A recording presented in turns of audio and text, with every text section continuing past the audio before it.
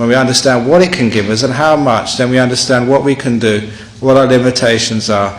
And anger is always going way beyond limitations and wanting the world to be something different than it can ever be. And that's what these expectations are. And that's why that one of the things we let go of in coming to a spiritual path is these unrealistic expectations of ourselves and others and of life. And life is what goes wrong. That's what life is.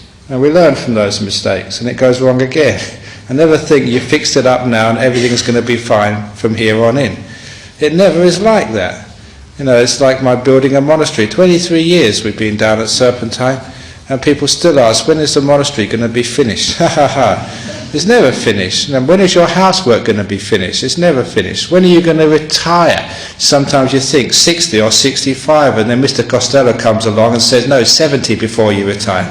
But even if it is 70 when you retire, you still do a lot of work. You never really stop, because you can't stop, because this is life.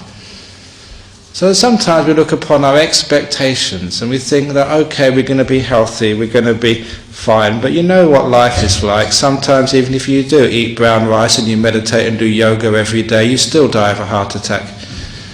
Sometimes, some people do.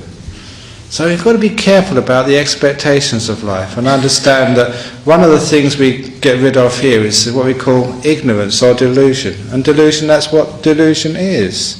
Not understanding the rules of the game.